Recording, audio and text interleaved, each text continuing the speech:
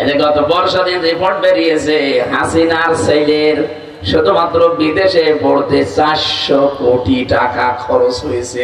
সুবহানাল্লাহ। একটা মানুষের পড়তে যদি এত টাকা খরচ হয়,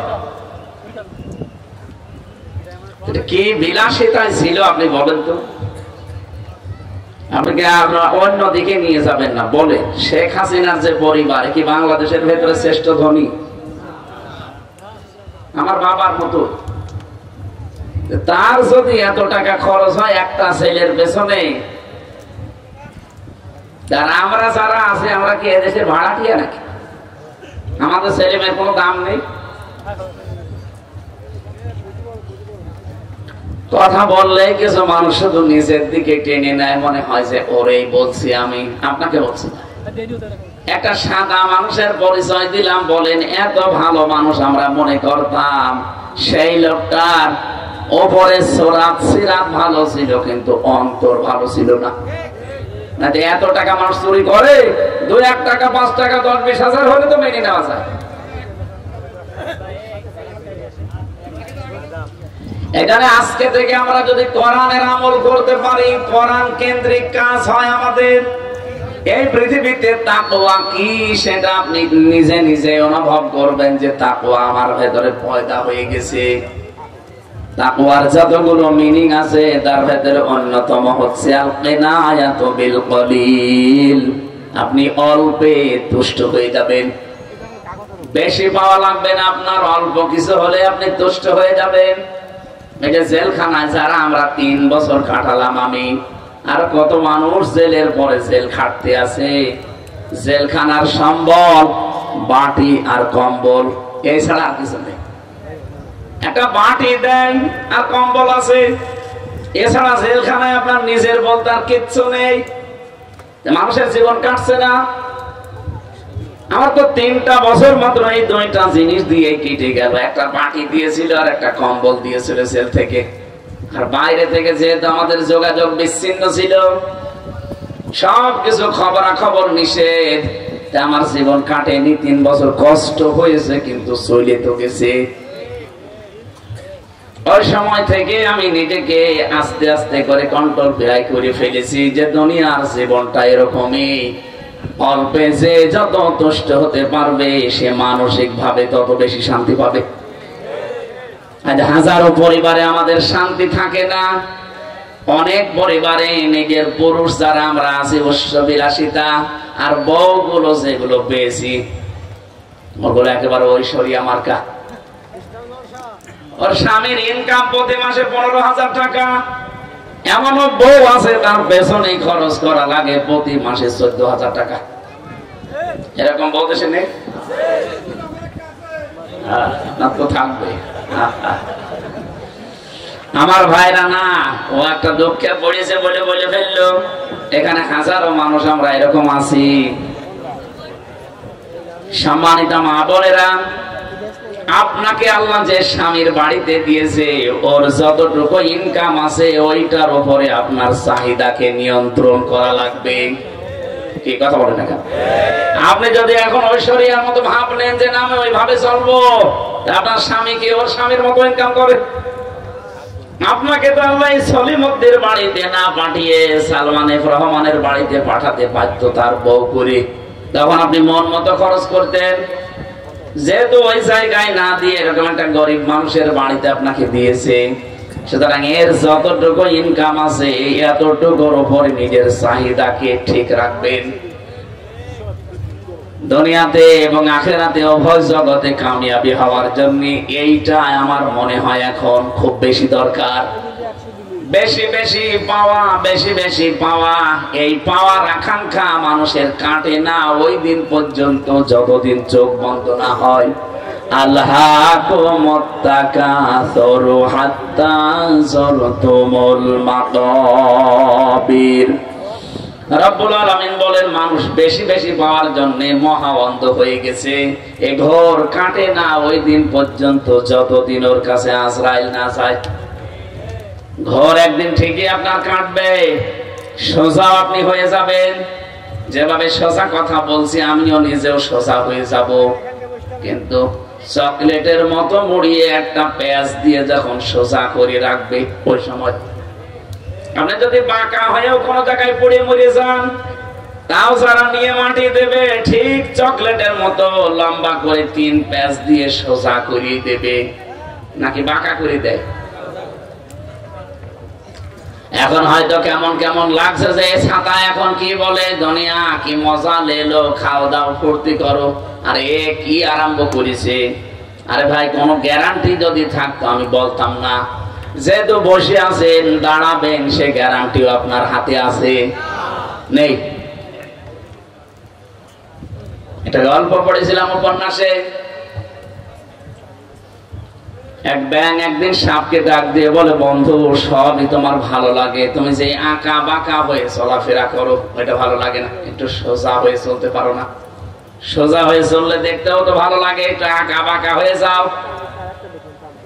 সাপ বলে, কি তুই আমার চলায় ভুল ধরলি? দিয়েছে 100 বল। ব্যাংকে ধরতে পারে নাই, দিয়েছে এরকম পানির ভেতরে লাফ। ও উপরে বসে আছে ফানা তুলে। এখান থেকে একটা জিনিস জানা যায়, গোখরা সাপ যেগুলো বিষধর, এরা যদি একবার ফনা তোলে, ফনা তুলতে সময় নেয় না, কিন্তু স্বাভাবিক হতে সময় লাগে। এখানে চলতে ফিরতে রাতের বেলা দিনের বেলা, যেহেতু এলাকায় বহু গাছ গাছড়া আছে, যদি বিষধর কোন সাপ, গোখরা সাপ, যেটা কি বলে, কলিম সাপ নাকি বলে, গোখরা, এটা যদি সামনে পড়ে, যদি ফনা তুলে ফেলে, আপনি নিরাপদ দূরত্বে চলে যাবেন। এমনি ফনা তুলতে বেশি সময় নেয় না, কিন্তু স্বাভাবিক হতে অনেক সময় লাগে। যেহেতু স্বাভাবিক হতে ওর সময় লাগছে, ওই রাস্তা দিয়ে যাচ্ছিল এক রাখাল, সারাদিন গরু চড়িয়েছে, ছাগল চড়িয়েছে, মেজাজ হট হয়ে আছে। দেখছে ফস ফস করছে, গরু মারা যে লাঠি ছিল ওটা দিয়ে আচ্ছা করে পিটিয়েছে। আইলের উপরে জমির এই যে সীমানা আইল থাকে, ওর উপরে লম্বা করে রেখে দিয়েছে। ব্যাংক চিন্তা করে, কি গো বন্ধুর তো কোনো খবর নেই, উঠে যাচ্ছে, ষাট হয়ে পড়ে আছে, বলছে হাউ আর ইউ, খবর কি? ডাক দিয়ে বলছে, বন্ধু আমি এইটাই চেয়েছিলাম যে আঁকা বাঁকা চলো না, সোজা চলো, দেখতে ভালো লাগবে। তুমি সোজা হইলে মরার পরে, এই সোজা যদি আগে হইতে এখন এভাবে পড়ে থাকা লাগতো না। আপনিও সোজা হবেন ঠিকই, এখনই চোখ বন্ধ হয়ে যাক, ঠিক সোজা হয়ে যাবেন। এই জন্য অল্পে তুষ্টি, এটা যেহেতু তাকওয়ার 2 নম্বরে গুরুত্বপূর্ণ একটা পয়েন্টে আছে, আল খাউফু মিনাল জালিল, আল কিনায়াতু বিল কলিল, আল আমালু বিত তানজিল। 4টা বিষয় যদি কোনো মানুষ দুনিয়ায় মানতে পারে, সে যেন মনে করে আমার ভেতরে আল্লাহর ভয় আছে, আমি তাকওয়া অর্জন করেছি। আল্লাহকে না দেখে যেমন বিশ্বাস করি, এভাবে না দেখে ভয় করা। বলেন তো, লেপের নিচে আপনি বসে বসে মোবাইলে, কম্পিউটারে, টেলিভিশনে এমন এমন দৃশ্য দেখেন, পৃথিবীর কেউ জানে না, অন্য কেউ দেখলে আপনি লজ্জা পান, নিজে দেখলে আনন্দ পান, এরকম দৃশ্য নেই? এই জায়গায় কেউ যদি না থাকে, একজন আছে, দেখতেছে কে? আরো জোরে বলেন। আমি শুধু বলবো, আপনি শুনবেন, এইটাই বিষয় না। আমি নিজে যেন আজকে থেকে এর উপরে চলতে পারি, আপনারাও চালাতে পারি, সেই তৌফিক আল্লাহ দান করেন। কেউ দেখে না, একজন দেখতেছে, ওনাকে যেমন না দেখে আমি বিশ্বাস করি, না দেখে ওইভাবে ভয়ও করি। টেলিভিশন হোক, মোবাইল হোক, কম্পিউটার হোক, ল্যাপটপ হোক, যেটা বাইরে দেখা যায় যাচ্ছে, ওইটা টেলিভিশনের পর্দায় দেখা যায় যাচ্ছে। যেটা বাইরে দেখা যায় নেই, যেটা টিভির পর্দায়, মোবাইলের পর্দায়ও দেখা যায় নেই, এটা মাসলা। কথা বুঝেছে? একটা মেয়ে লোকের সর্বোচ্চ পর্দা হচ্ছে আজিমাত। হাত মোজা, পা মোজা দিয়ে মাথার চুল থেকে পায়ের তালু পর্যন্ত পোড়াটা ঢেকে রাখবে, এমনকি চোখের উপরও হিসাব টেনে দেবে একটা কালো হালকা কাপড়, এটার নাম আজিমাত। এটা যদি কেউ করে চলতে পারে, ও সোনায় সোহাগা। মেয়েদের জন্য রুখসাত আছে, ছাড় আছে। সব জায়গা তো আর এরকম আপনি চলতে পারবেন না। এজন্য কিছু কিছু জায়গায় ছাড় আছে মেয়েদের জন্য। এই হাতের কবজি, পায়ের পাতা আর মুখমণ্ডল, এই তিনটা জায়গা বাদ দিয়ে যদি প্রয়োজন হয় আপনি পুরা শরীর ঢেকে বাইরে যেতে পারবেন। আলেমদের এখানে মতামত আছে দুইটা। আগে যেটা বললাম ওইটাই আপনি যদি মেনে চলতে পারেন তাহলে সর্বোত্তম।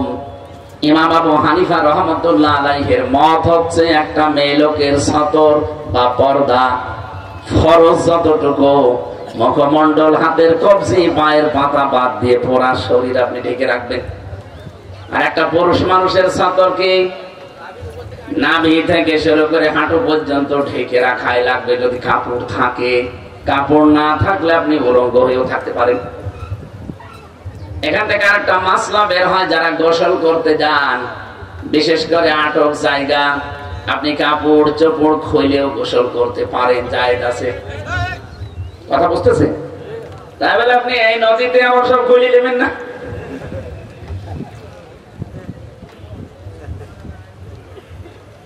পোশাকের যে মাত্রাটা বললাম নারী পুরুষের, বাংলাদেশে বহু মানুষ আমরা দেখি বউকে আমরা শাড়ি কিনে দেই, মেয়েকে শাড়ি কিনে দেই না। এটা দিয়ে পর্দা আদায় হয় না, নামাজও হয় না। কারণ নামাজ পড়তে গিয়ে যদি আপনার মাথা থেকে রুকু সেজদা দেওয়ার সময় শাড়ির আঁচল পড়ে যায়, চুল যদি বের হয়ে যায়, আপনার নামাজ ভেঙে যাবে, শেষ। এই জন্য এই মাসলাটা খেয়াল রাখবেন। আমার মনে হয় প্রতিটি মেয়ে লোকের সালোয়ার কামিজ এই পোশাকটাই অভ্যস্ত হওয়া দরকার। 350, 400, 500 টাকা হলে জিনিসও হয়ে যাবে, পর্দা আদায় হবে, নামাজও হবে, খরচও বাঁচবে। 3000, 4000 টাকা দিয়ে শাড়ি ও ছাতা না কিনলেও আমার মনে হয় এখন ভালো আপনারা এইটা কিনে দেবেন। আমি মদিনার মিউজিয়ামে গিয়েছিলাম, হযরতে ফাতেমাতুজ জোহরার পোশাক আমি দেখে এসেছি। ওটা ওনার পোশাক কিনা আমি জানি না, কিন্তু লেখা আছে হাযিহি লিবাসুন লিবাসাতুন ফাতিমাতুজ জোহরা রাদিয়াল্লাহু তাআলা আনহা। এটা ফাতেমাতুজ জোহরার পোশাক, এ পর্যন্ত হাতা দেওয়া আছে, পা পর্যন্ত লম্বা। মেয়েরা এরকম পোশাক বানায়, আমার মনে হয় পড়লে আপনার সব কিছু ওকে থাকবে। হঠাৎ করে কোন পুরুষের সামনে পড়ে গেলে আপনার ফরজ বিধান পর্দা লঙ্ঘন হবে না। আমার কথা বোঝা গেছে নাকি বলেন? আমার শাড়ির এই কালচারটা বাদ দিয়ে এই পোশাকটাই অভ্যস্ত হবেন মেয়েরা। আমি যে কথা বলতে চাচ্ছি, কোরআনের আমল করা, এটার নাম তাকওয়া। সুতরাং আজকে থেকে আপনি কাজ কারবার করলেই দেখবেন এটা কোরআন কেন্দ্রিক হয় কিনা। যদি দেখেন না কোরআনের নিয়ম নীতি নেই, দেখবেন কোরআনের ব্যাখ্যা হাদিস কোনো কিছু পাওয়া যায় কিনা। এখন যদি বলেন এত কিছু করতে হলে আলেম হওয়া লাগবে, কে বলেছে আপনাকে? ইসলামের মৌলিক কয়েকটা নীতি, খুব বেশি না। আপনি একাধারে প্রতিদিন আধা ঘন্টা করে, এটা যে থাকলে কেমন লাগে। আমি মালয়েশিয়া কয়েকদিন আগে ছিলাম, ওখানে কোরআনের বিচার ফুল নেই, কিন্তু যতটুকু কোরআন অন্তত মেনে চলে অতটুকু শান্তিতে আছে। সৌদি আরবে ছিলাম আমি, ওখানে কোরআনের বিচার 100 ভাগ পাইনি, হয়তো 60 ভাগ আছে 100 ভাগের ভেতরে, তাই যে শান্তিতে ওরা থাকে। মালয়েশিয়া বিশ্ববিদ্যালয় গিয়েছিলাম, আন্তর্জাতিক বিশ্ববিদ্যালয় যেটা, ওখানে 120টা দেশের ছেলে মেয়েরা পড়াশোনা করে। অন্যান্য দেশের ছেলেরা আমারে বলছিল, হুজুর এই যে মোবাইলটা, এই মোবাইলের দাম প্রায় 80,000 টাকা এখানে পড়ে আছে, শুধুমাত্র এর পাশ দিয়ে যদি বাংলাদেশ আর ভারতের লোক না যায়, কিয়ামত পর্যন্ত পড়ে থাকবে, কেউ নেবে না। বাংলাদেশের আর ভারতের লোক যদি এর পাশ দিয়ে যায়, গায়েব হয়ে যাবে। আমার মত থাকে ওখানে, আমার বাড়ি কোথায়? আমার কথায় আপনি আমারে বাস দিলেন। যে মোবাইলটা পড়ে আছে, বিশ্বের অন্য কোন দেশের লোক যদি পাশ দিয়ে হেঁটে যায়, 120টা দেশের মানুষ পড়ে ওখানে, এতগুলো দেশের ছেলে মেয়ে। কেউ নেবে না পড়ে থাকলে, কিন্তু আপনাদের দেশের লোক আর ভারতের কোন শয়তান যদি পাশ দিয়ে যায়, ও গায়েব করে ফেলবে। তারপরেও দেশে যদি চুরি করলে হাত কেটে দাও, এই আইনটা থাকতো, আমাদের দুই দেশের মানুষও নেওয়ার সাহস পেত না। আমার দাদা, আমার ছোট দাদা বলছিল যে আমি একবার হজে যে দেখি ওযুখানায় একটা মোবাইল পড়ে আছে, কেউ নিচ্ছে না। চিন্তা করলাম কি গো, মোবাইল কি নষ্ট নাকি? কিন্তু সিসি ক্যামেরা দেওয়া তো। মনে মনে ভয়, যদি হাত দেয় আর ধরা পড়ে যায়, দেশে গেলে মানুষ বলবে হাজী সাহেব চোর, কারণ হাত কেটে দেবে। কি করে, কেউ তো নেয় না, সব চলে যায় আশপাশ দিয়ে। এদিক ওদিকে তাকিয়ে দেখলাম এখন আর কেউ ভেতরে নেই, আস্তে করে তুলে নিলাম। হারানো জিনিস ওই মসজিদে নববীর সামনে একটা ঘর আছে, ওখানে জমা দেয়, ওখানে জমা দিলাম। ওনারে জিজ্ঞাসা করলাম, ভাই এই মোবাইলটার দাম কেমন হবে? ওনার ভাষা দিয়ে আমারে জিজ্ঞাসা করছে, ইয়া হাজিউল হুজ্জাত আইনা বিলাদুকা, হাজি দেশ কোথায়? জি তুমি বাংলাদেশ। বাংলাদেশ থেকে এসেছি। উনি ওনার ভাষা দিয়ে বলছে, হাজি যে মোবাইলটা পেয়েছেন, এই মোবাইলটা বাংলাদেশের টাকার মান অনুযায়ী ৭২,০০০ টাকা, তার ১৬ সালে। এখন তো আরো বেড়ে গেছে, ওটা লাখ পার হয়ে যাবে। ৭২,০০০ টাকার মোবাইল ওই সময় পড়ে আছে, কেউ নিচ্ছে না। এদেশে থাকবে ৭২ পয়সা রেখে দিতে থাকে কিনা? যে কথা তুলেছিলাম এইটাই বলার জন্য, কোরআনের বিচার যদি আমরা সত্যি পেয়ে যেতাম এই দেশে, ৭২,০০০ টাকার মোবাইল না, ৭২ কোটি টাকা পড়ে থাকলেও কিয়ামত পর্যন্ত ওখানেই থাকতো।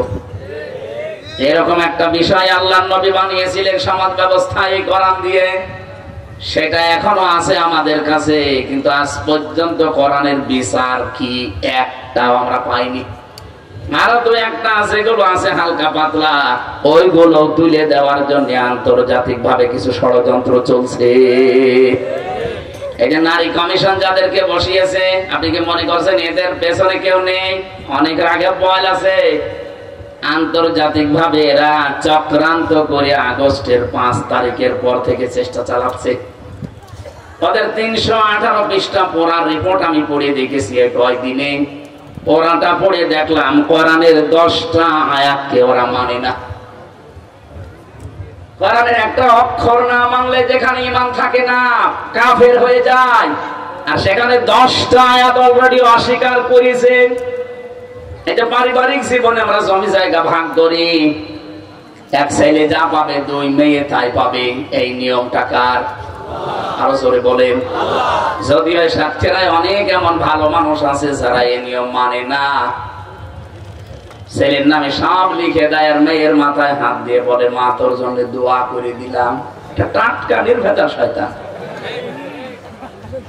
তুই দোয়া তো করবে, ওরে ফাঁকি দিবি কেন? 16 সালে আমার সাথে হজে গিয়েছিল ফরিদপুরের একজন, ও যাবার সময় আমার গল্প করছে, আমার পাশে বিমানের সিট পড়েছে, বলছে হুজুর কাজ একটা করে এসেছি। কি? জমি জায়গা দোকান পাট যা ছিল সব ছেলের নামে লিখে দিয়েছে। আসার সময় 2টা মেয়ে ছিল, ওদের মাথায় হাত দিয়ে বললাম কাবা শরীফে যাচ্ছি, দোয়া করে দেবো। আপনার হজ বাংলাদেশে যাওয়া দূরের কথা, জেদ্দার বিমানবন্দর পার হবে না। আপনি কিসের দোয়া করতে এসেছেন এখানে? আপনার নিজের গোনায় তো মাফ হবে না। আপনি শরীক ফাঁকি দিয়েছেন। কান খাড়া করে শোনেন, কান সাতক্ষীরাবাসী যারা শরীক ফাঁকি দেন, বোনের জমি, ভাইয়ের জমি, মেয়ের জমি, জনগণের কোন সম্পদ যদি শরীক কেউ ফাঁকি দেন, 2টা সমস্যায় আপনি পড়বেন। 1 নম্বরে যেদিন শরীক ফাঁকি দিয়েছেন, ওই দিন থেকে যতদিন বেঁচে আছেন যা ইবাদত বন্দেগী করবেন একটাও কবুল হবে না। এখানে যদি এরকম কেউ থাকেন যারা ভাইকে ফাঁকি দিয়ে জাল দলিল করে নিজের নামে লিখে নিয়েছেন, হ্যাঁ, যদি এরকম কেউ থাকেন আজকে যে ওটা ফেরত দেবেন। অনেকে মনে করে বোনেরটা ফাঁকি দিলে মনে হয় সমস্যা নেই, কারণ আমার আপন বোন, আরো ডবল গুনাহ হবে। একদিকে আপনি শরীক ফাঁকি দিলেন, আরেকদিকে আত্মীয়তার সম্পর্ক সমস্যা করলেন। আমি কাউকে কিছু বলবো না, চোখ বন্ধ করে আছি। সত্যি করে বলেন তো, বোনকে ফাঁকি দিয়েছেন যারা, একটু হাত তুলে দেখান, ওরা দেখুক। আমার মনে হয় এই এলাকায় ভাই কারি সাহেব আপনার ওয়াজ দেওয়া ঠিক হয়নি, তো সব আল্লাহর ওলি বসে আছে। কিসের ওয়াজ দিয়েছেন আপনি? এখানে গান দেবেন?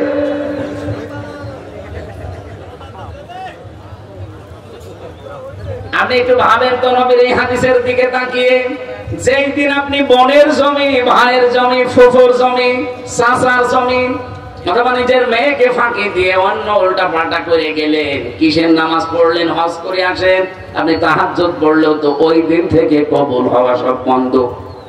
2 নম্বরে যেদিন মারা যাবেন ঈমান পাবেন না, বেঈমান হয়ে মরবেন।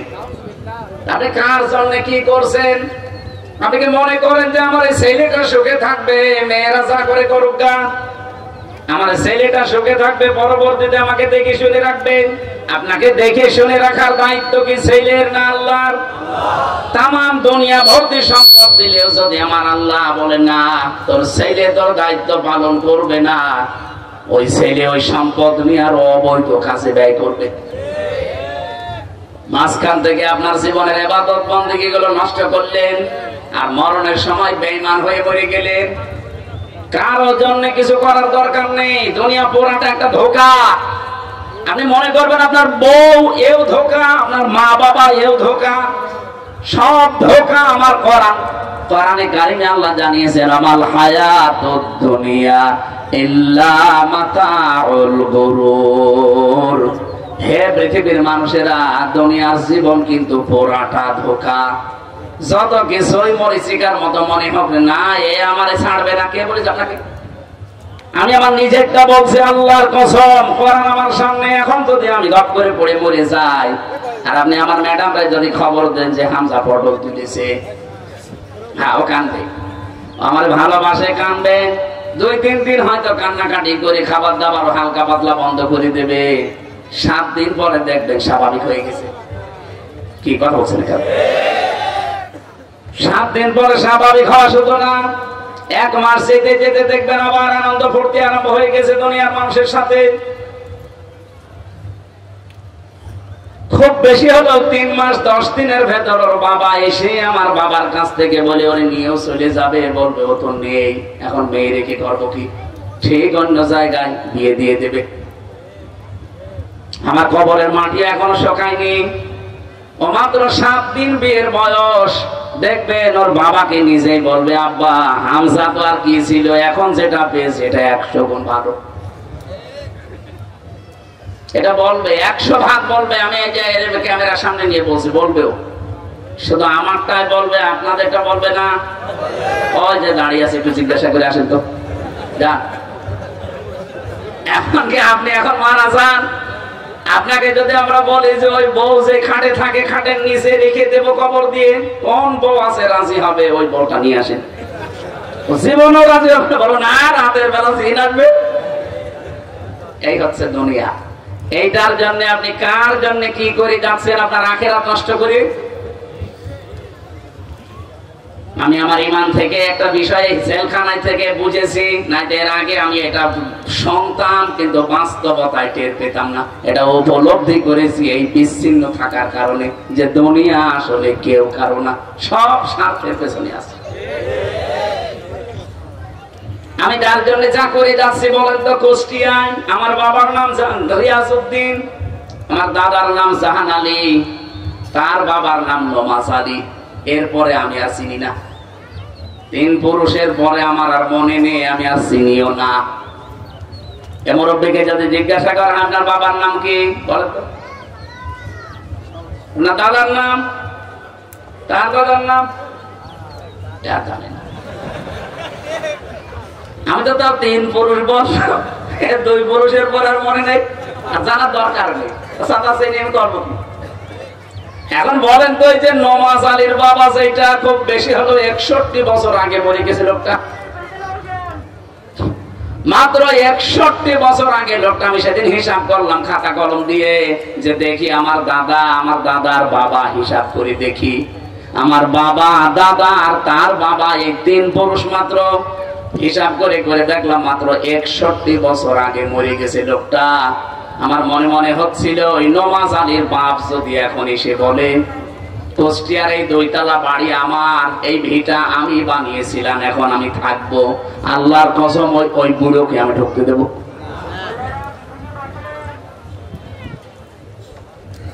অথচ আসলে কিন্তু এই যে কুষ্টিয়ার যে বাড়িটা আমার, এটা ওই মুরব্বী বানিয়েছিল। এ বিশাল এলাকাগুলো সেই তৈরি করেছিল। মাত্র 60-61 বছর পরে আসলে তারে যদি আমি ঢুকতে না দেই, আমারও 50 বছর পরে যখন আমি মরে যাব, যদি দুনিয়ায় আমি আসি, আল্লাহর কসম আমার বাড়িতে এখন যারা আছে তা আমার ঢুকতে দেবে না। এইটার নাম দুনিয়া। সম্মানিত মা বোনেরা, এটা সামনে রাখা লাগবে। তাহলে দুনিয়ার জীবনটা যদি আপনার কাছে সত্যিই মনে হয় যে এটা ধোঁকা, আপনি কাউকে ফাঁকি দিতে পারবেন না। যার যতটুকু হক আছে আপনি আরো দুনিয়ায় জীবিত থাকতে পঙ্খানো আদায় করে যাবেন। কোন স্বামী যদি, স্ত্রী যদি চায় যে আমার স্বামী আরো বেশি দিন বেঁচে থাক আমার সাথে, তার সম্মান বেড়ে যাক, তার সম্পদ আদি আল্লাহ যা দিয়েছে এটা আরো বাড়তে থাক, আল্লাহর নবী বলেন স্ত্রী লোকের উচিত হবে স্বামীকে তাকিদ দেওয়া, পেছনে লেগে থাকা আঠার মতো, যে স্বামী যা করো করো, কিন্তু রক্তের সম্পর্কগুলো ঠিক রাখো। যাদের সাথে তোমার রক্তের সম্পর্ক আছে, তোমার বোনের আছে, তোমার ভাইয়ের আছে, তোমার চাচার আছে, তোমার ফুফুর আছে, আমার বংশের আমার শ্বশুর শাশুড়ি যারা আছে এদের আছে, যাদেরই আছে, এইগুলো একটু ঠিক রাখো, এদের হক অন্তত আদায় করো। আমরা যেভাবে চলি অন্তত ঠিক আছি। এভাবে যদি তারা উদ্বুদ্ধ করতো, আমার মনে হয় অনেক স্বামী নিজের বোন গরিব বলে অনেকে আমরা পরিচয় দিতে চাই না। ধর্ম আত্মীয় সেই সাক্ষীরাই প্রতি মাসে 3 বার করে যায়।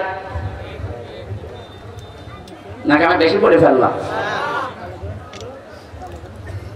হচ্ছে না আমাদের। মেয়েরা যারা এসেছেন, আমি বারবার অনেক মেয়ে লোক বলে, হ্যাঁ হুজুর শুধু আমাদের পেছনেই লাগে। আরে ভাই, আপনার পেছনে না, আমি চাই আপনি বেঁচে যান। আপনি ধরা খাবেন। আপনার কারণে হাজারো স্বামী তার মা বাবাকে আলাদা করে দিচ্ছে শুধু আপনার ছোট মনের কারণে। এখানে আমি সহ যত স্বামী বসে আছে, আমি কোরআন মাথায় নিয়ে ওদেরকে বলাতে পারি, একটা স্বামীও মন থেকে বলবে না যে আমার মা বাবা আলাদা হয়ে যাক। আপনি জিজ্ঞাসা করেন, কোনটারে জিজ্ঞাসা করবেন করেন, কিন্তু ওখানে যারা বসে আছে বোরকা পরে, জিজ্ঞাসা করেন 100টার 80টা বা 90টা মহিলা বলবে যে না, আমি ওই বুড়ো বুড়ির সাথে থাকবো না। আপনি নিজের মা বাবা হলে এভাবে আলাদা করে দিতে পারতেন। হ্যাঁ, আছে কিছু ভালো আছে হালকা।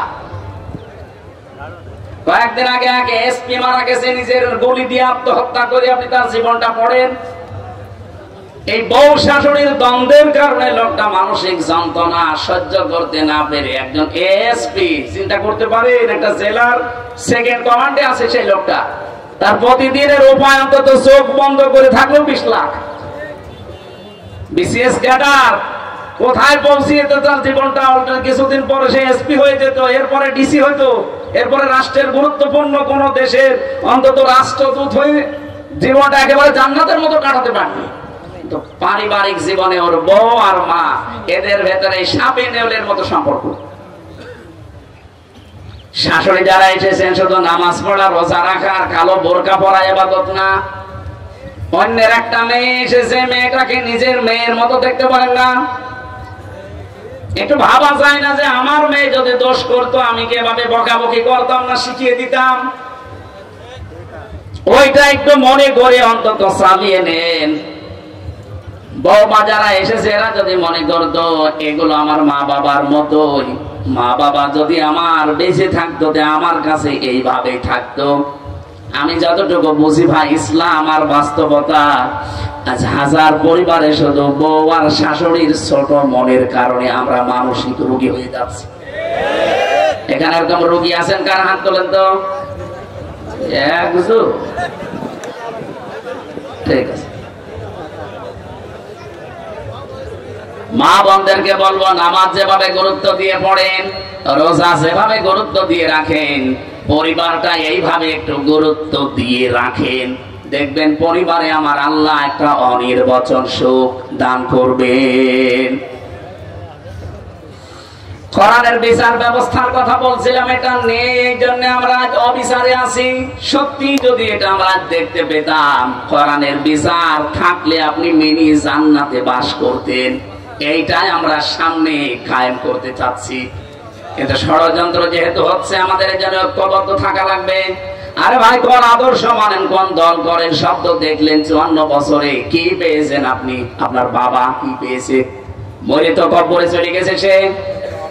এখন আপনাকে কিছু পাওয়া লাগবে দুনিয়ার আখিরাত মিলে। আপনার কপালে যেটা লেখা আছে এটা তো মাস্ট বি আপনি পাবেনই, তার যাতে বেশিও পাবেন না, কম পাবেন না। মাঝখান থেকে আপনার আখিরাতটা নষ্ট করেন না, তৈরি করে যান। কোরআনে নামাজের কথা যেহেতু 82 বার আছে, রোজার কথা 1 বার আছে, যাকাতের কথা 82 বার আছে, হজের কথা 1 বার আছে। আর কোরআন দিয়ে পরিবার, সমাজ, রাষ্ট্র চালানো লাগবে, এটা আছে 918 জায়গায়। কোরআনে কারিমে কোরবানির কথা আছে কয়বার? বলেন বলেন। মাত্র 1 বার আল্লাহ দিয়েছেন, আলিকুল্লি উম্মাতিন জাআলনা মানসাকান। এই পৃথিবীতে যত উম্মত আমি পাঠিয়েছি আদম নবী থেকে, প্রত্যেকটা নবীর উম্মতের প্রতি একটা বিধান ছিল, তার নাম কোরবানি। তার নাম কি? আমাদের মাত্র আর 3 সপ্তাহ বাকি আছে। এজন্য অনেকে যারা কোরবানি কিনছেন, কিনবেন, এটা কিন্তু সেই আদম নবী থেকে আরম্ভ হয়েছে, কিয়ামত পর্যন্ত বিধানটা চলবে। কোরবান শব্দের শাব্দিক অর্থ নিকটবর্তী হওয়া, নৈকট্য অর্জন করা। আর একটা অর্থ আছে আল্লাহর বিধান। জিলহজ মাসের 10, 11, 12 এই 3 দিনে পশু জবাইয়ের মাধ্যমে আল্লাহর সন্তুষ্টি অর্জন করার জন্য যে কাজ করা হয় এর নাম কোরবানি। কিন্তু কোরবানির বিধানটা শুধু আমাদের প্রতি এরকম, এর আগে যারা দুনিয়া থেকে বিদায় নিয়েছে তাদের উপর এরকম ছিল না। হযরতে আদম আলাইহিস সালামের কাহিনীটা আল্লাহ আমাদেরকে শুনিয়েছেন। আজকের তেলাওয়াতকৃত আয়াত সূরা মায়েদার 27 নম্বর আয়াত, ওয়াতলু আলাইহিম নাবা আবনাই আদম বিল হক। হে নবী, আপনার উম্মতদেরকে আদম নবীর কাহিনীটা একটু ভালো করে শোনান। আদম নবীর ওই সন্তানদের যে কাহিনীটা, এটা করবা কোরবানান, যখন তারা কোরবানি পেশ করেছিল, তাদের শরীয়তের নিয়ম ছিল এরকম চাটিয়ার ময়দানে পশু জবাই করে রেখে আসতো, আকাশ থেকে আগুনের ঝলক এসে পুড়িয়ে ফেলতো, তাহলে বুঝতো লোকটা ভালো মানুষ, ওর টাকা হালাল। আর সেইটা জবাই পড়ে থাকতো, আগুনের ঝলক এসে পুড়িয়ে দিত না, এলাকার মানুষ বুঝতো যে 2 নাম্বার, এর টাকাও 2 নাম্বার। আর আমার মনে হয় মাঝে মাঝে আয়াতটা পড়লে এই শরীয়ত যদি এখন আমাদের দেশে থাকতো, কত হাসি যে ধরা দিত।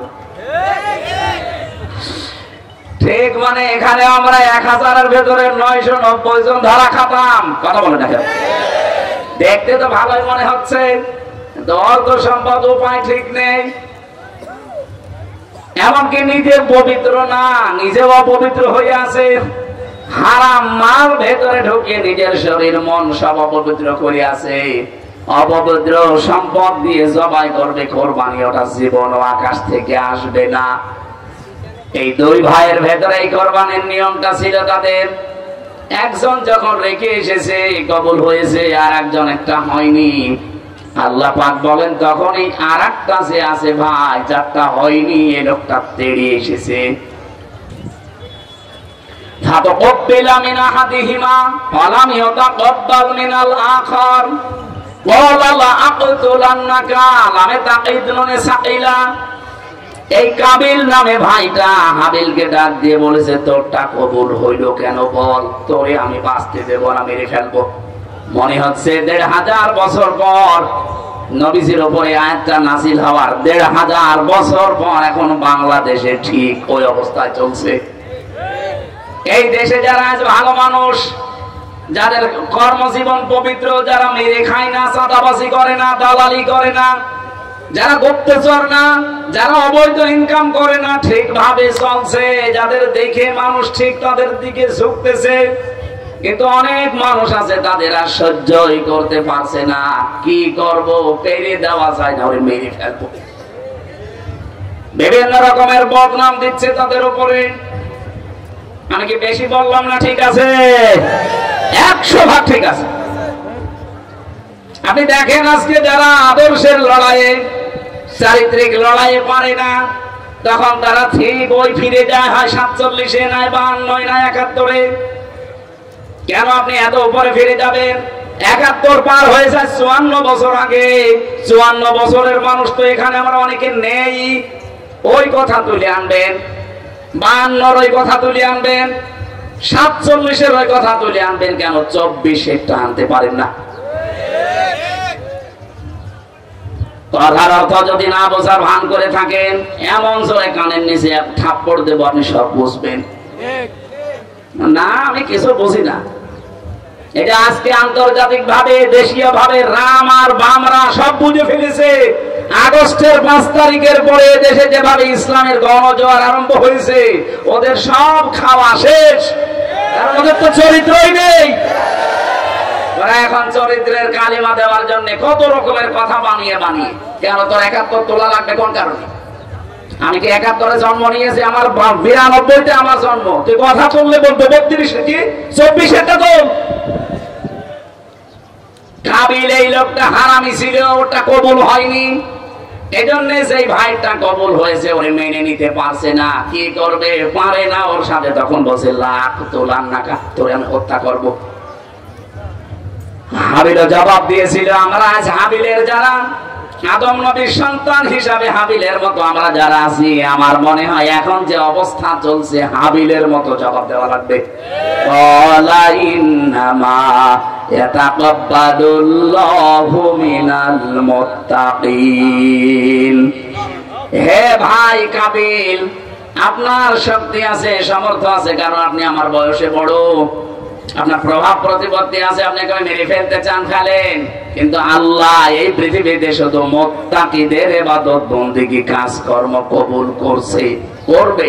এটা কব্বালু, এটা মজারে, বর্তমান ভবিষ্যৎ, প্রেজেন্ট ফিউচার। আপনি যতই জোর করেন না কেন, জীবনও আপনি আল্লাহর আস্থা ভাজন, প্রিয় ভাজন হতে পারবেন না। জোর করে কোনো কিছু পৃথিবীতে আদায় হয় না, সাময়িক হয়, পরবর্তীতে ওর ক্ষতি হয় বেশি। 15.5 বছরে জোর করে কত কিছু করেছিল, একটাও টিকেছে? বলেন। 12,500 কোটি টাকা খরচ করে বানিয়েছিল মূর্তি সারা দেশে, একটাও আছে?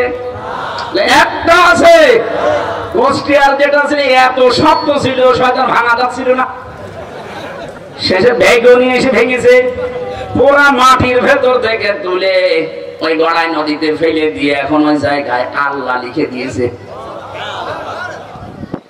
আমার মনে হয় সরকারের উচিত, যেহেতু 92% আমরা মুসলমানের দেশে, এই 12,500 কোটি টাকা তো পানিতে চলে গেল। যেখানে যেখানে এরকম গোল চত্বর করা আছে, এই সব জায়গায় আমার আল্লাহু আকবার এই শব্দটা লিখে একটা পিলার লাগিয়ে দেওয়া দরকার। মানুষ চলতে ফিরতে যেন আল্লাহর নামটা উচ্চারণ করে। এই দাবি আপনারা করেন না? আমি এই ব্রাহ্মণবাড়িয়ায় কসবাতে একটা দেখেছি, আল্লাহর 99টা নাম দিয়ে পিলার বানিয়েছে।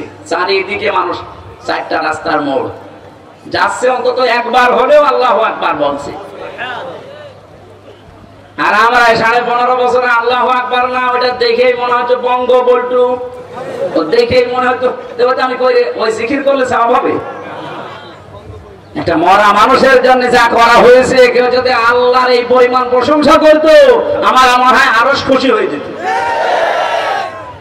এজন্য আমাদের এখন উচিত হাবিলের পর্যায়ে থাকা, কাবিলের মতো মারদাঙ্গা না। বহু অত্যাচার, জুলুম, নির্যাতন সাথীরা সহ্য করেছে, সামনেও করবে, কিন্তু কোনদিন কাবিলের মতো মায়ের মুখে আমরা হব না। এগুলোর জন্য আজ যারা উল্টা পাল্টা দোষ দিচ্ছেন আমাদের প্রতি, আমারে যদি এখন বলে যে এটাও রাজাকার ছিল, শয়তান হাসবে না? এর বয়স হচ্ছে 33 বছর, এর বাবা ওই সময় কেবল হয়েছে।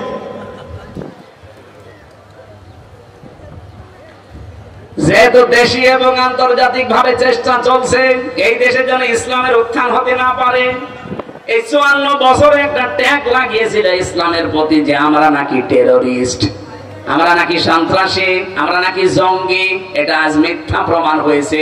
কারণ এই 9 মাস 7 দিন হয়ে গেল বাংলাদেশে আজ পর্যন্ত একটা জঙ্গি ধরা পড়েছে। আসলে জঙ্গি নেই তো ধরা পড়বে কি করে? জঙ্গি বোঝেন আপনি? জঙ্গি বুঝলে সিরিয়া যাওয়া লাগবে, জঙ্গি ঠিক করতে পাকিস্তানে যাওয়া লাগবে। আপনি কোথায় পেয়েছেন তাদের জঙ্গি? 3 বছর তো আমি জেলে ওদের সাথে ছিলাম, জঙ্গি বলে ওরা কিছু না। আমার মতো সাধারণ মানুষ জঙ্গি মামলা লাগিয়ে দিয়েছে। ওর ভেতরে একজন পেয়েছিলাম, তার নাম আব্দুল মতিন, 17 বছর জেলে আছে। ও হচ্ছে আল্লাহ দলের প্রধান সারা বাংলাদেশের। ওনারে বললাম, ভাই আপনি আল্লাহ দলের সভাপতি, সেক্রেটারি কে? বলছে আমার ছেলে। ও আপনি সভাপতি, আপনার ছেলে সেক্রেটারি, আর বাংলাদেশে কেউ নেই। এই হচ্ছে জঙ্গি। কারণ এগুলো বসে বসে লিখতে হয় হাসি হাসি না, হাসি বলা নিষেধ। আর এটা মন্তস্থ করতো এই দেশের গোয়েন্দা বিভাগের কিছু আছে। এই ভারতের 5-8টা গোলাম ছিল আর আমেরিকার গোলাম ছিল। এরা আমি নিজে তো দেখেছি রিমান্ডে।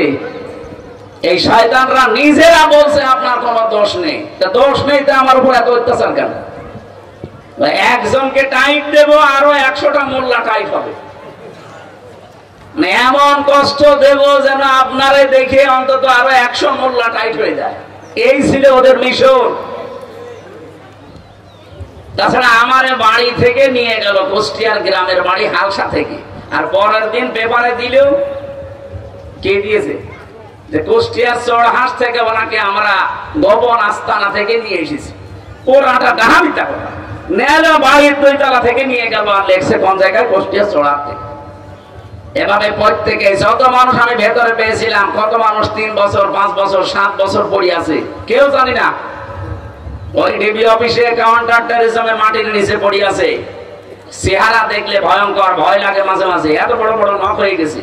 4 মাস 5 মাস পরে একবার নখ কাটতে দেয়। চুল দাড়ি গোপ মনে আছে, ওরে বাবা জঙ্গল থেকে আসতেছে, কেউ জানে না। সিলেটের একজনকে পেয়েছিলাম, আমার পাশের ছেলে ছিল, যে ভাই কয় বছর আছে? বলছে আমি জানি না। তার মানে কমপক্ষে 7-8 বছর পড়ে আছে। চুল দাড়ি নখ নখ দেখলে ভয় লাগতো। অথচ পাশের ছেলে তো খালি মাঝখানে একটা দেওয়াল, এই বলে তো এই যে লোহার ব্যারিকেড দেওয়া। কথা বললে শুনতে পেতাম, মাঝে মাঝে সামনে নিয়ে আসতো, দেখা হতো। এই মাটির নিচে কোনো আওয়াজ নেই, দিন কখন হয় রাত কখন হয় জানতাম না। এই শয়তানরা এই কাজগুলো করে এই দেশটাকে আজ 54 বছর এই প্রতিবেশী নামে কলঙ্ক, এই পৃথিবীর নিকৃষ্ট জাতি এই মুশরিক হিন্দু, এই নরেন্দ্র মোদী যারা আছে, সবগুলো মানুষ নামে কলঙ্ক, জানোয়ার এগুলো। এই জানোয়ারদের কারণে এই দেশে ইসলাম যেন উঠতে না পারে সেই কাজ ওরা করেছিল। আগে ধরেছিল আলেমদের। যারা বাংলাদেশে আলেমরা জঙ্গি, আজ 9 মাস 7 দিনে একটাও ধরা পড়লো না। কারণ জঙ্গির নাটক ও পাঠাতো লিখে লিখে, আর এগুলো মন্তস্থ করতো ওদের দিয়ে। ওরাও পালিয়েছে, ও পালিয়েছে। এখন জঙ্গি পাবেন কোথায়? মসজিদ গুলো একটার পর একটা ভাঙছে। আজ পর্যন্ত পৃথিবীর ইতিহাস আমরা পাইনি যে যত খারাপ হোক যে আল্লাহর ঘর ভেঙে দিয়েছে। 1500 বছর আগে একবার ভাঙতে এসেছিল, নিজেই ভেঙে দিয়েছে। আমরা কাজ মাকুল হয়ে গেছে। আর এই শয়তানরা কতগুলো, প্রায় 900 কতগুলো মসজিদ ভেঙেছে অলরেডি। আজকেও একটা ভেঙেছে। কথা বোঝেন না, ভেতরে খোঁজ খবর নিয়ে দেখেন, 2 দিন রিমান্ডে বাড়ি দেন, সব বলে দেব। যেহেতু গভীর ষড়যন্ত্র চলছে, আমাদেরকে কাবিলের ভূমিকা পালন করলে হবে না, হাবিলেরটা ভূমিকা পালন করা লাগবে, নীরব।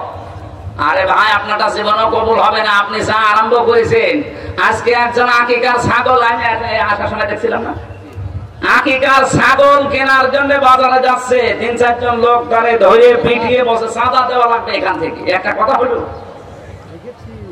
এটা কি ফেরেশতারা করছে নাকি? যারাই করছে। তা আপনি এইরকম কাজ করে জীবনেও এই দেশের মানুষের কাছে আপনি মন পাবেন? এই লোকটা জীবনের দিকে তাকিয়ে বলেন তো, জীবনে কোনোদিন চাঁদাবাজি করেছে কিনা? বলেন। চুরি করেছে কিনা? ডাকাতি করেছে? জেনা করেছে? আর আপনার জীবনে কি? আপনার মানুষ যে কাছে টানবে, টানবে কি দিয়ে? ওটা তো চরিত্রই নেই। এই জন্য আহ্বান জানাচ্ছি, হাবিলের মতো চরিত্রবান হন। কোরবানি দেবেন, সঙ্গে সঙ্গে আগুনের ঝলক এসে পুড়িয়ে ফেলবে, কবুল হবে। আর কাবিলের মতো এরকম ঔদ্ধত্য প্রকাশ করবেন, অহংকারী হবেন, উল্টা পাল্টা উপায় করবেন, 2 নাম্বারই জীবনও আপনি জনগণেরও মন পাবেন না, আল্লাহ তো পাবেনই না।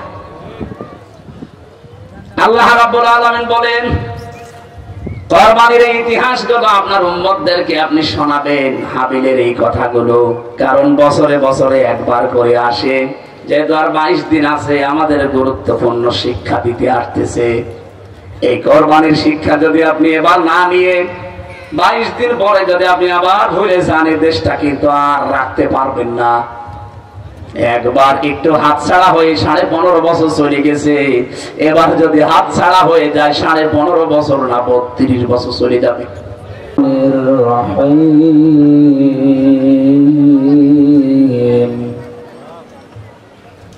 واتل عليهم نبأ ابني آدم بالحق إذ قربا قربانا فتقبل من أحدهما ولم يتقبل من الآخر قال لأقتلنك قال إنما يتقبل الله من المتقين صدق الله العظيم اللهم صل على محمد وآله وصحبه وبارك وسلم আলহামদুলিল্লাহ।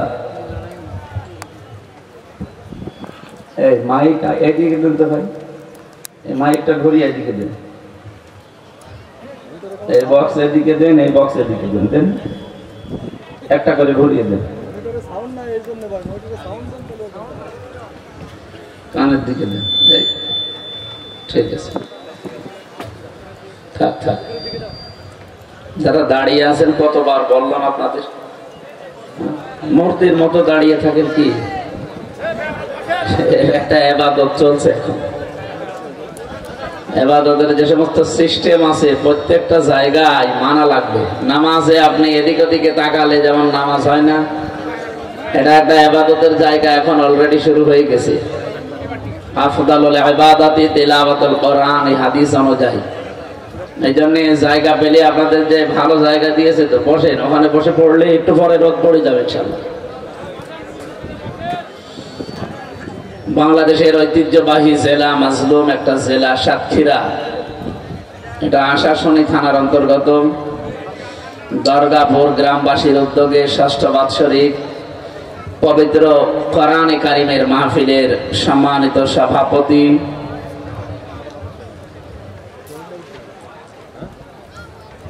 জনাব আলহাজ মাওলানা শেখ মহাশির উদ্দিন দামাত বারকাতুহুমুল আলিয়া, মাহফিলের প্রধান অতিথি শেখ তারিকুল ইসলাম, বিশেষ অতিথি হিসাবে উপস্থিত আছেন অনেকগুলো মানুষের নাম আপনারা দিয়েছেন। শেখ হাবিবুল্লাহ হাবিব, আলহাজ মাওলানা আব্দুল হান্নান, শেখ গোলাম কুদ্দুস ময়না, শেখ লিয়াকত আলী। শেখ কি ওই শেখ নাকি? ওই শেখ তো সমস্যা। আলহাজ গাউসুল হোসেন রাজ, জনাব আবুল কালাম গাজী, জনাব আব্দুল গনি সরদার। পবিত্র কোরআন তেলাওয়াত করলেন আপনাদের এলাকার সন্তান, আন্তর্জাতিক পুরস্কার প্রাপ্তকারী শেখ মাসুম বিল্লাহ। আরো মনে হয় তেলাওয়াত করবেন হাফেজ কারি মুস্তাকিম বিল্লাহ সহ অন্যান্য ওলামা ইকরাম। আগামীকালও এখানে মাহফিল হবে নাকি? আল্লামা আব্দুল্লাহ আলামিন ভাই আসবেন, হাফেজ মাওলানা আব্দুল্লাহ আল মামুন সাহেব আসবেন, আরো অন্যান্য ওলামা ইকরাম আপনারা দাওয়াত দিয়েছেন, তারা এখানে আসবে ইনশাআল্লাহ। মঞ্চে বসা ওলামা ইকরাম, সামনে বসা মুসলমান ভাইরা, পর্দার আড়ালের সম্মানিতা মা এবং বোনেরা, প্রাণপ্রিয় সাতক্ষীরাবাসী, জুলাই আগস্টের এই ৩৬শে জুলাইয়ের পর থেকে আমরা ষড়যন্ত্রের ভেতরে আছি। গোপন এবং গুপ্তচর কিছু তৈরি হয়ে গেছে অলরেডি। এদের কারণে আমরা আবার একটা হুমকির ভেতরে পড়তে যাচ্ছি। খুব সতর্ক থাকা লাগবে। আর এই জেলা তো আরো টার্গেট বেশি। সারা বাংলাদেশে বাতিলদের টার্গেটই, জালেমদের টার্গেটই ছিল সাতক্ষীরা আর চাঁপাইনবাবগঞ্জ। এই দুই জেলার উপর যা ওরা চালিয়েছে, আমার মনে হয় 54 বছরও এত অত্যাচার হয়নি। এই অত্যাচারের কারণে আল্লাহ রাব্বুল আলামিন যেদিন জান্নাত দেওয়া আরম্ভ করবে বাংলাদেশের 64 জেলার মানুষকে, এই জেলা দিয়ে আমার মনে হয় আরম্ভ হবে ইনশাআল্লাহ। এরপরেও নবীজির হাদিস হচ্ছে ধনীদের চাইতে গরিব মানুষগুলো 500 বছর আগে জান্নাতে যাবে। আর বাংলাদেশের অন্যান্য জেলার চাইতে এই জেলা একটু গরিব। কি কথা বললেন? গরিব বলতে কি সমস্যা? আপনারা তো চট্টগ্রাম সিলেটের মতো না, যেহেতু কাজ করে খায় আমরা। আল কাসিব হাবিবুল্লাহ, যারা কাজ করে খায় এরা সাধারণ মানুষ না, এরা আল্লাহর বন্ধু। আমরা মনে করি ওই গাছতলায় বসে আছে, বাঁশতলায় বসে আছে বিভিন্ন দরগা। এটা তো দরগাপুর নাকি? এলাকায় দরগা আছে বেশি? দরগা নেই আলহামদুলিল্লাহ। দরগা থাকবে কেন? হিন্দুদের দুর্গা আর আমাদের মুসলমানদের দরগা জিনিস একই।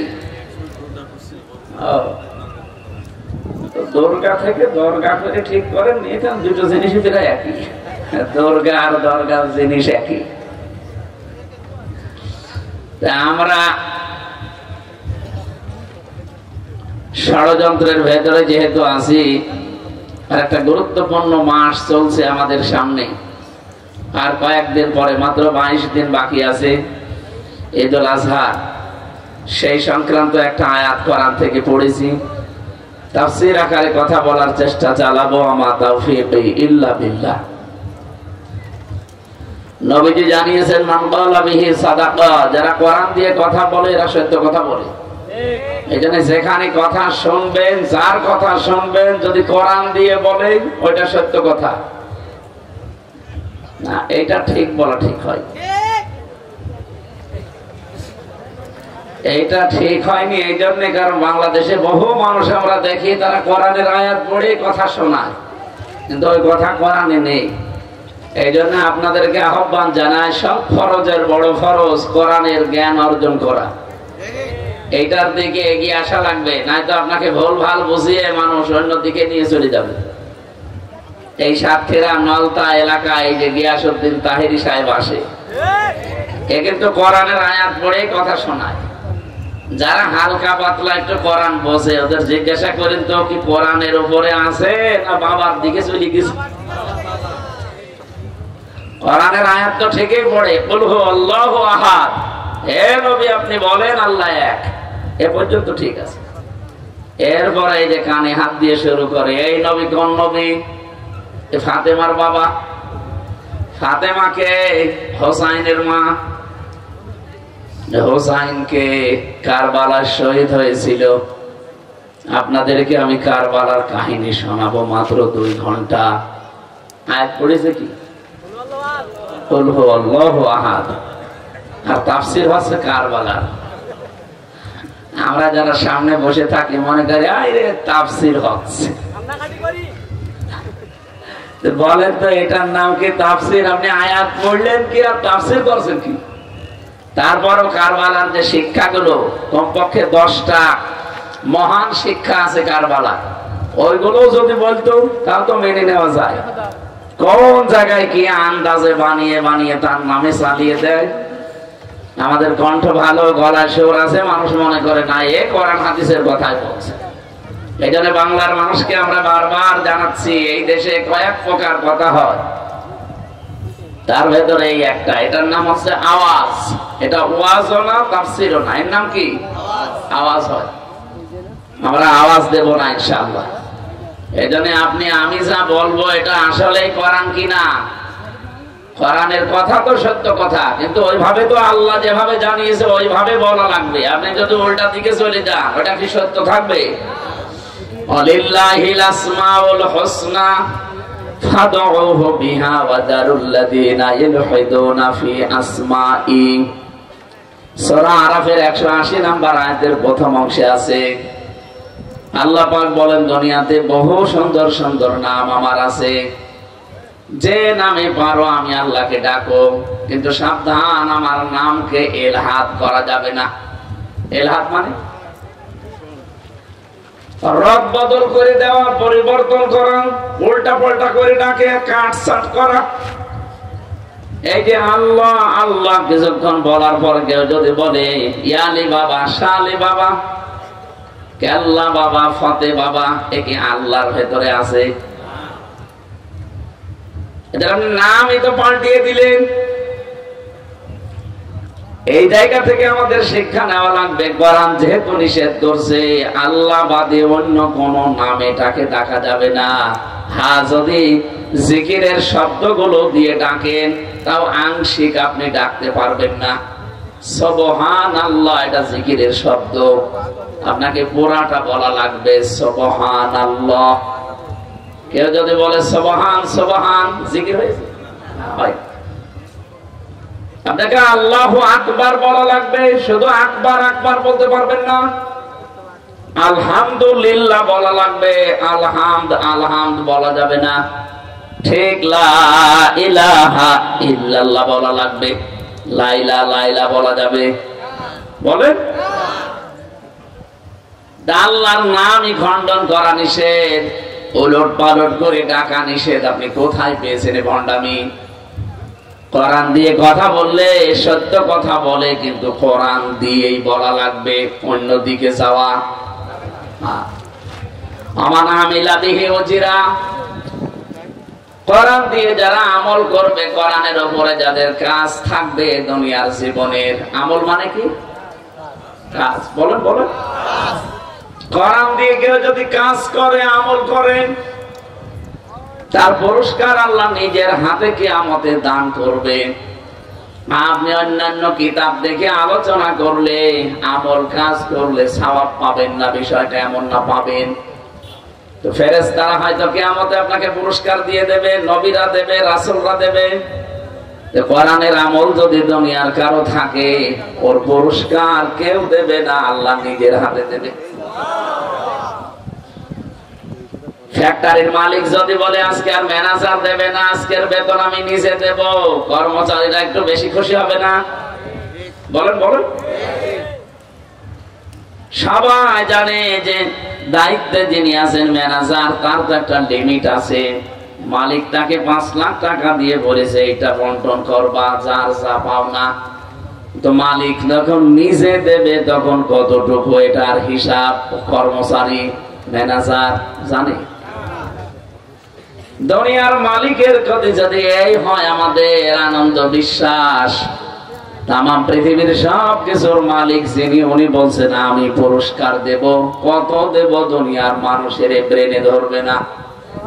এটা আজকে থেকে হিসাব করা লাগবে, আমার জীবনের আমল কাজ কি কোরআন কেন্দ্রিক হয় নাকি কে কোন বাবা যা বলেছে ওই কাজ করি আমি।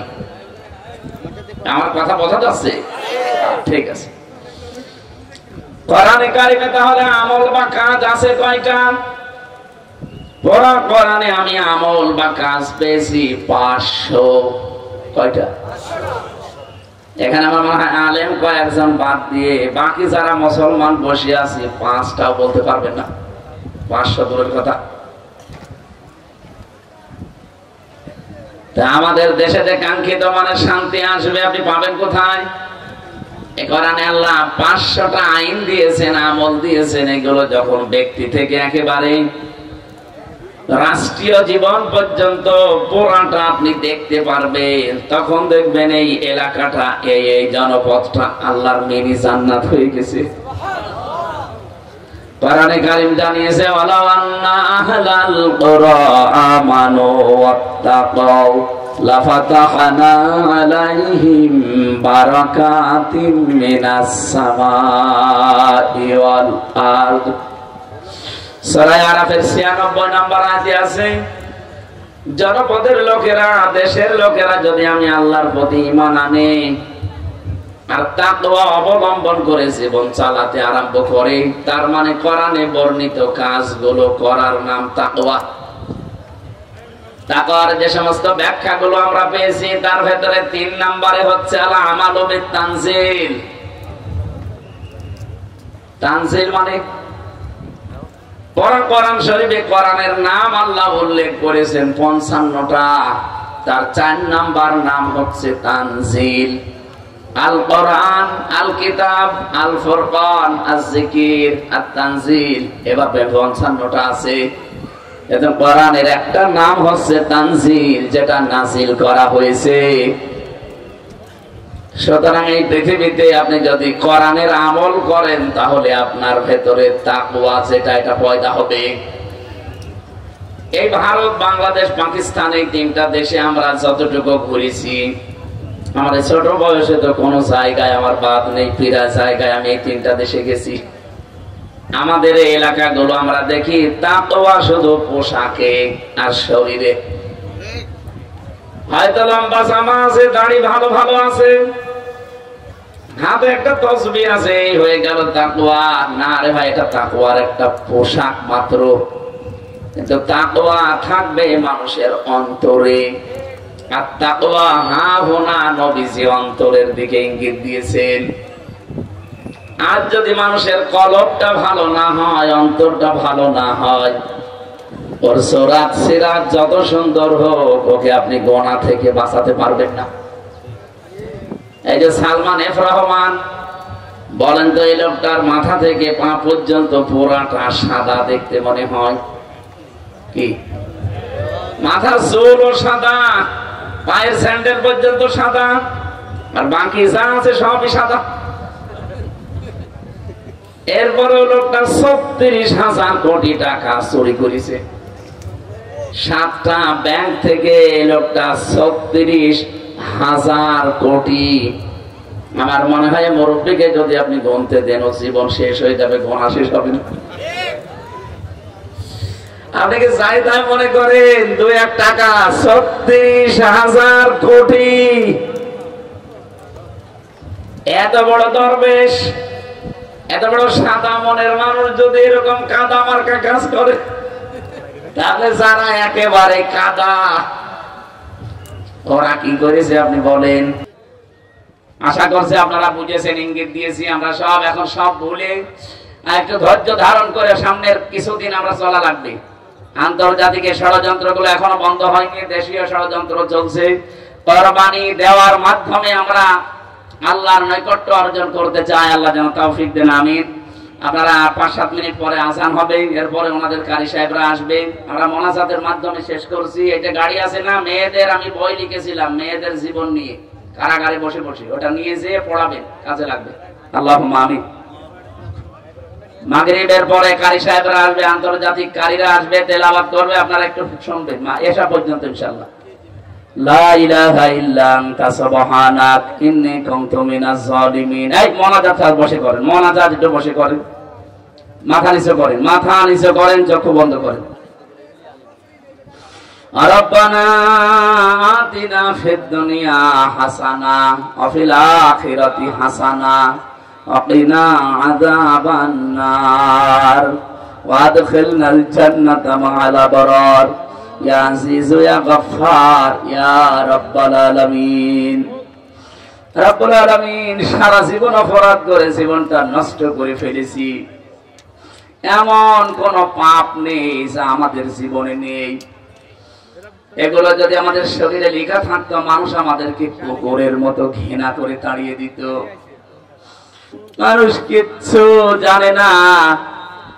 তোমার সাত্তার নামের ওসিলা যেভাবে পাপগুলো গোপন রেখেছো, কিয়ামতে কোটি কোটি মানুষের সামনে ওপেন করে দিও না। এই নামের ওসিলায় তুমি গোপন করে দিও আল্লাহ।